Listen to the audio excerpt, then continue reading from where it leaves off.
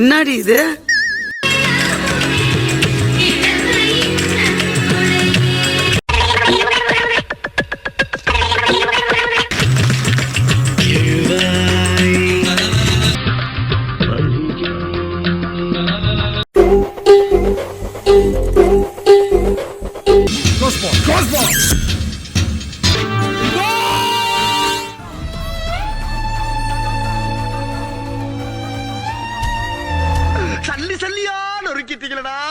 Dear mantis, today I am very sorry. தமிழில் AK நடித்து release ஆன வரலாறு படத்தை இந்த கன்னடாக்காரனுங்க கோளாறு பண்ணி கொதறி வச்சு ரீமேக் பண்ணியிருக்காங்க. ரீமேக் பண்ணது யாரும் தெரியுமோனோ, நம்ம கன்னடா சூப்பர் ஸ்டார். அதாவது ரீசெண்டாக அடித்து தோச்சோம் பாருங்க, இந்த காஞ்சனா படம் ரீமேக் பண்ணாங்கன்னு. யூ ஆர் ரைட், நம்ம உபேந்திரா தான். ராஜா மன்மதனே கணோ நீனு தூ ಹೋಗಿ மாஸ்டர். என்ன என்ன எழவி அது? ஏகே ஃபேன்ஸ் சொல்றதுக்கு ஒன்றும் இல்லை, சோலி முடிச்சு. சரி, மனசை திடப்படுத்திக்கோங்க. நம்ம இப்போ கன்னடா காட்ஃபாதரை பார்க்க போகிறோம். நடக்க போறது நல்லபடியா நடக்கணும்னா நடந்ததை அப்பப்போ நினைச்சு பார்க்கணும்டா. ಮುಂದೆ ನಡಿಬೇಕಾದೆಲ್ಲ ಸರಿಯಾಗಿ ನಡಿಬೇಕು ಅಂದ್ರೆ ಹಿಂದೆ ನಡೆದಿದ್ದನ್ನ ನಾವಾಗ ಜ್ಞಾಪಿಸ್ಕೊಬೇಕು ಕೋದಂಡ. இவர் தான் நம்ம கன்னடா வெர்ஷன் காட்ஃபாதர். நீங்க காட்ஃபாதர் கெட்டப்ப கூட ஏத்துப்பீங்கன்னு வச்சுக்கோங்களேன்.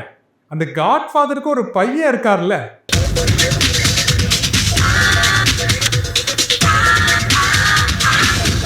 ஐயோ அப்படியே மூஞ்ச பாரு.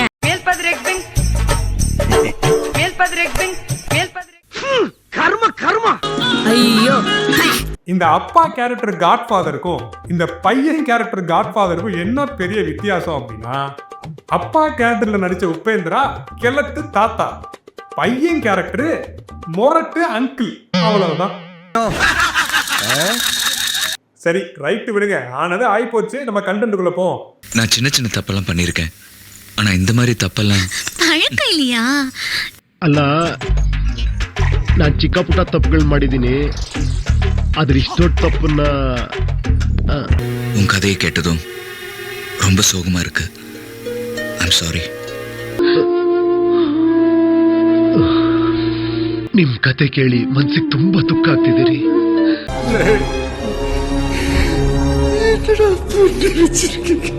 இது என்னடா அது ஏகேக்கு வந்த சோதனை? அதாவது ஒரு சீனை எப்படி கொதறி வைக்க வேண்டும் அப்படிங்கறத இந்த கன்னடா ரீமேக் காரணம் நம்ம கத்துக்கலாம். இருந்தா ஊருக்கு இல்லைன்னா சாமிக்கு. வயசுக்கு ஏத்த மாதிரி படம் நடிக்கணும். அப்படி இல்லையா நமக்கு என்ன வரதோ அதை பண்ணணும். அதுவும் இல்லையா சும்மா உட்காரணும். எதையாச்சும் ஒன்று பண்ணி வைக்கிறேன்ட்டு நல்லா இருந்த சீனெல்லாம் கெடுத்து நாசம் பண்ணி குட்டிச்சவராக்கி, ஏன்னா இதே பொழப்பா? தமிழ்ல ஹிட்டான படத்தெல்லாம் மொத்தமா கொத்தா எடுத்துட்டு போய் அறுத்து எரிஞ்சிருவோம். நல்லா வருவீங்களா? இதுல தனக்குத்தானே சூப்பர் ஸ்டார்னு வேற போட்டுக்கிறது. இப்படி பண்றிய ஏன் முட்டா பயனுள்ளா? உங்க அறிவுலி அறிவு பேயில போவோம். தமிழ் வெர்ஷன்லயாச்சு அட்லீஸ்ட் மூஞ்சி எல்லாம் ஒரே மாதிரி இருந்தாலும் ஹேர் ஸ்டைல் ஆச்சு வேற மாதிரி இருக்கும். இந்த கன்னடா வெர்ஷன்ல ஹேர் ஸ்டைலும் மாற்ற மாட்டானுங்க, ஓவர் ஆக்டிங் பண்றேங்கிற பேர்ல கெடுத்து வச்சிருப்பானுங்க.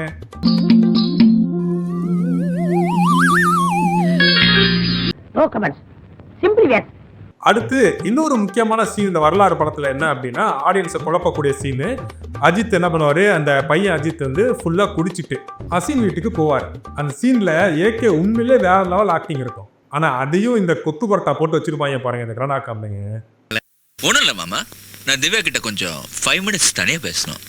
ಮಗಳ ಹತ್ರ ಒಂದು ನಿಮಿಷ ಮಾತಾಡ್ಕೊಳ್ಳೋಣ ಅಂತ ಬಂದಿದ್ದೀನಿ. ಓಕೆ, நான் அப்பப்போ கொஞ்சம் லைட்டா அப்படியே ஆப்ல ಲೈಟ್ ಆಗಿ ರೈಟ್ ಮುಖಾಲ್ ಬಾಟಲ್ 1 ಬಾಟಲ್ ಹಾಕಿದ್ದೀನಿ. குடிச்சிட்டு இந்த நேரத்துல தனியா பேசுறது நாகரிகம் இல்ல. எனக்கு நாகரிகம் தெரியலையா? இதென்ன ಅಳಿಯಂದ್ರೆ ಇದು ನಾಗರಿಕತೆನಾ? ನಾಗರಿಕತೆ ನನಗೆ ಹೇಳ್ಕೊಡ್ತೀರಾ ನೀವು? ஐயோ சாமி வேற கூட்டு போங்கடா. குடிகார மாதிரி ஆக்டிங் பண்ண சொன்னா பைத்தியக்கார மாதிரி ஆக்டிங் பண்ணி, ஏன் ப்ரோ நமக்கு தான் வரல, ஏன் இந்த மாதிரி டஃப்பான சீன்லாம் கெடுத்து வைக்கிறீங்க? இந்த வரலாறு படம் பார்த்தவங்க தெரியும், அஜித் வந்து 3 கெட்டப்பில் வந்து வருவார். ஒன்று வந்து அப்பா கேரக்டரு, 2 வந்து பையன் கேரக்டரு, 2 பையன் கேரக்டரில் ஒரு பையன் வந்து வில்லன். இதுல வந்து அந்த 2 பையன் கேரக்டரும் ஒரே மாதிரி ஒரே முகத்தை இருக்கிறதுனால யார் வில்ல அப்படிங்கிறத இதுல கண்டே பிடிக்க முடியாது. வில்லன் பண்ற வில்லத்தனத்தெல்லாம் ஹீரோ தான் பண்றாங்க அப்படின்னு நினைச்சு நம்மளுடைய காட்ஃபாதர் தப்பா நினைச்சு நம்ம பையனை போட்டு செம்மையா அடிப்பார். ஒரு கட்டத்தில் என்ன ஆகும் அப்படின்னா நம்ம பையனுக்கு பைத்தியமே பிடிச்சிருச்சு போல அப்படின்னு சொல்லி ஒரு மென்டல் ஹாஸ்பிட்டலில் அட்மிட் பண்ணி அவருக்கு ட்ரீட்மெண்ட் பார்ப்பார். அந்த சீனை வந்து ஏகேவோட ஆக்டிங்கையும் இந்த யூபியோட ஆக்டிங்கையும் பாருங்களேன்.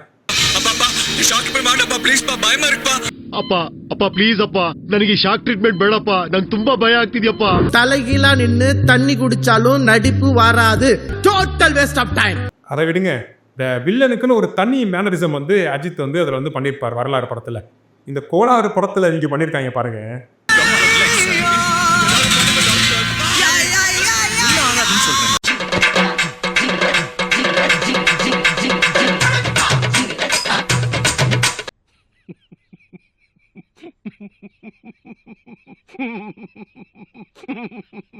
இப்ப தெரியுதா, இது வரலாறு கிடையாது. இந்த ஆள் எடுத்து வச்ச இந்த படம் முழு கோளாறு தான். எனக்கு நீ வேணும்மா, நீ வேணும். ಅಮ್ಮ ನೀನ್ ನಂಗೆ ಬೇಕಮ್ಮ, ನೀನ್ ನಂಗೆ ಬೇಕು.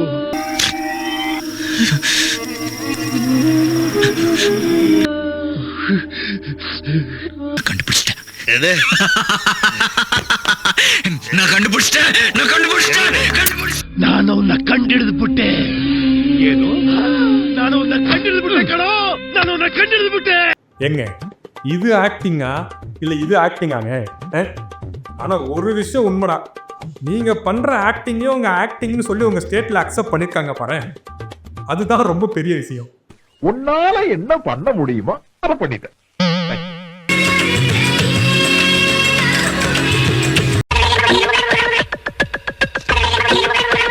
அதாவது மக்களே, இந்த சீனெல்லாம் வந்து ஏற்கனவே நம்ம ஊருக்காரங்க ஓட்டியிருப்பாங்க, இப்படிலாம் நடிச்சிருக்காரு அப்படின்னு சொல்லி. அது வந்து படம் பார்க்காதவங்களுக்கு அந்த சீன் வந்து அப்படிதான் தெரியும். ஆனால் நீங்கள் படத்தை பார்த்தீங்க அப்படின்னா, இது வரைக்கும் நீங்கள் தமிழில் வந்த படத்திலே ஒன் ஆஃப் தி பெஸ்ட் ஃபிலிம்னா வரலாறு ரொம்ப ஒரு முக்கியமான ஒரு ஃபிலிம். அப்படிப்பட்ட ஒரு படத்தை எடுத்து இவனுங்க ஆட்டுக்கல்லையும் அம்மிக்கல்ல அரைச்ச மாதிரி அரைச்சி அதை குழப்பி, இந்தாடா இதுதான் வரலாறு அப்படின்னு ஒரு கோளாறு பிண்டத்தை தந்தா எப்படி எப்படி ஏற்றுக்க முடியும்? எல்லாம் நீங்க சொல்லி கொடுத்ததானே மாஸ்டர். அதாவது இந்த பெண் நளினம் கொண்ட அஜித், ஃப்ளாஷ்பேக்கில் வரக்கூடிய அஜித் குமார் என்ன பண்ணுவார் அப்படின்னா, கல்யாணம் வேண்டாம் அப்படின்னு சொல்லி கன்வே பண்ணுற ஒரு சீன் ஒன்று இருக்கும். அப்போ வந்து ஆக்டிங் வந்து ரொம்பவே டெப்த்தாக ஒரு அந்த இடத்துல அந்த பெண்ணுடைய நளினம் கொண்ட உண்மையான ஆள் நடித்தா எப்படி இருக்குமோ அது மாதிரியான ஒரு ஷார்ட்டாக இருக்கும். இங்கே நடிச்சிருக்காரு பாருங்களேன்.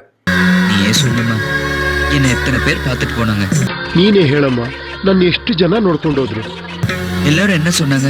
தோ போன ஒன்று ஃபோன் பண்றேங்க, தரகர்கிட்ட சொல்லி அனுப்பட்டுமா? ನೋಡಿದ್ರೆಲ್ಲ ಏನ್ ಹೇಳಿದ್ರು?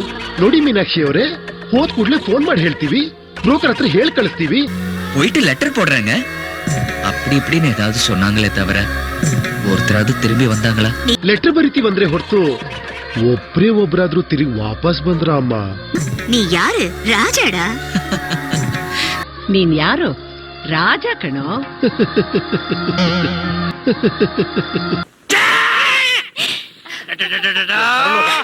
அதாவது என்னன்னா, இந்த குரங்கு கையில் பூமாலை மாட்டா என்ன பண்ணும் அப்படிங்கிறதுக்கு இந்த சீன் ஒரு நல்ல எடுத்துக்காட்டு.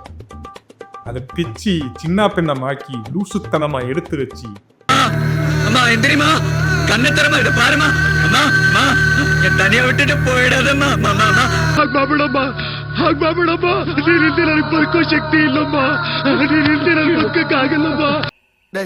இவன் வேற என்னை ரொம்ப டார்ச்சர் பண்றான்டா.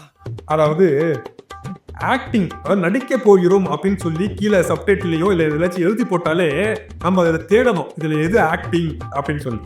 அது மாதிரியான டாப் கிளாஸ் ஆக்டிங் தான் இந்த கோளாறு படம் ஃபுல்லாகவே வச்சிருக்காங்க. பாட தெரிலனா பாடி காமிச்சிடலாம், ஒரு வேலையை செய்ய தெரிலனா செஞ்சு காமிச்சிடலாம். ಒಬ್ನಿಗೆ ಆಡಕ್ ಬರಲ್ಲ ಅಂದ್ರೆ ಆಡ್ ತೋರಿಸ್ಬೋದು, ಹಾಡಕ್ ಬರಲ್ಲ ಅಂದ್ರೆ ಹಾಡ್ ತೋರಿಸ್ಬೋದು, ಒಂದ್ ಕೆಲಸ ಮಾಡಕ್ ಬರಲ್ಲ ಅಂದ್ರೆ ಮಾಡಿ ತೋರಿಸ್ಬೋದು. ஆனா ஆம்பளை இல்லைன்னு சொன்னா, ಆದ್ರೆ ಗಂಡ್ಸೆ ಅಲ್ಲ ಅಂದ್ರೆ ஒன்றும் சொல்றதுக்கு இல்லை. எதையாச்சும் சொன்னா அவனோட ஃபேன்ஸ் வந்து கமெண்ட் செக்ஷன்ல என்ன பண்றாங்கன்னா, உனக்கு படம் எடுக்க தெரியுமாடா, ஓம் படம் தெரியுமாடா, உனக்கு 550 வாட்டி ரீ ரிலீஸ் ஆயிருக்குடா, என்ன தைரியம் உட்காந்து ரீலீஸ் பண்ணிக்கலாம் என்ன? என்ன ஒரு 1000 கோடி கலெக்ட் பண்ணிச்சா? ஏயா இப்படி ஏன் உண்மையை ஒத்துக்குவோங்க. ஒஸ்ட் ரீமேக் தான், அம்மா சத்தியமா ஒஸ்ட் தான். இதுக்கு மேல என்னத்த சொல்ல.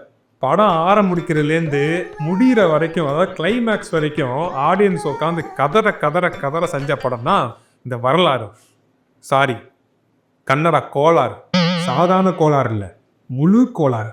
இன்னொரு ரோஸில் சந்திப்போம். கரெக்டா?